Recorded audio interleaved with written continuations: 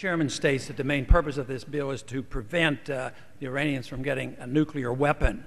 That isn't even as a powerful statement as was made that enticed us into the Iraq War. There was the claim that they already had them, but now this is a pretense, and yet here we are taking these drastic steps. My main reason for opposing this bill is that I think it's detrimental to our national security. There's no other reason. It doesn't serve our interests. So I am absolutely opposed to it. You know, in the late 1930s and the early 1940s, the American people did not want to go into war. But there were some that were maneuvering us into war, and they used the argument that you needed an event. So in June of 1941, sanctions were put against Japan, incidentally and ironically, prohibit oil products from going into Japan. Within 6 months, there was the bombing of Pearl Harbor. And there are now there's been talk in the media, and we've heard about it. We need to bomb Iran. And that's what the people hear. The sanctions are a use of force. This is just not modest. This is very serious. And the way this is written, it literally could end up with a blockade. It could be trying to punish our friends and cut off trade. And this cannot help us in any way. We would like to help the dissidents. We'd like to encourage them to overthrow their government. But hardly should we have our CIA with U.S.-funded programs going in there with a policy of regime change. They know these kind of things happen. We've been involved in this business in Iran since 1953, and it doesn't serve us well. It backfires on it, comes back to haunt us.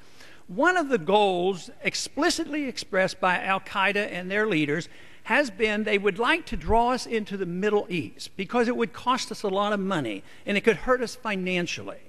And the second reason they wanted us over there is to get us bogged down in an endless war. And for the last decade, that is what we've been doing. We are bogged down to the point where it's very discouraging to the American people, very frustrating, no signs of victory, no signs of peace, but we're bogged down. These were precise goals of the al-Qaeda leadership. And also, one of the purposes of enticing us over there and being involved is to give a greater incentive to recruit those individuals who become violent against us. And this has been unbelievably successful. So we've been involved in Iraq, we've been involved in Afghanistan, we're bombing Pakistan, and almost this is like another bonus for those who want us to be attacked, is that we're over there and just fomenting this anger and hatred toward us. That is why I believe this is not in our best interest. It actually hurts us. Once we say that we are going to something like using force and prevent vital products to go in, it means that we've given up on diplomacy. Diplomacy's out the window. And they're not capable of attacking us. You know, this idea that they're on the verge of a bomb.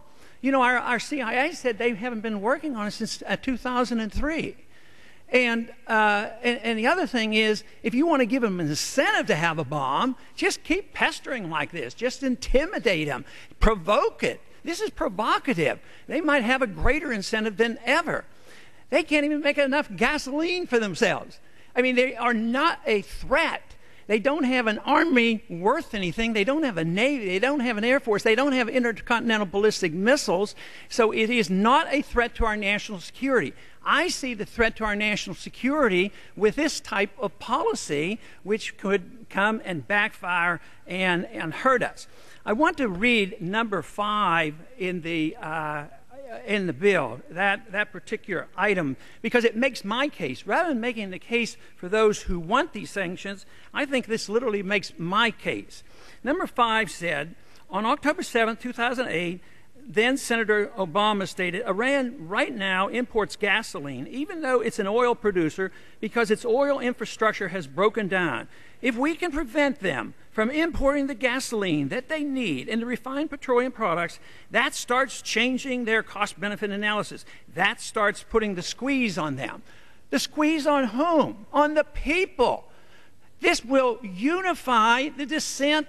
This will unify the Iranian people against us. If we want to encourage true dissent and overthrow that government, which is more spontaneous and honest, I would say this is doing exactly the opposite.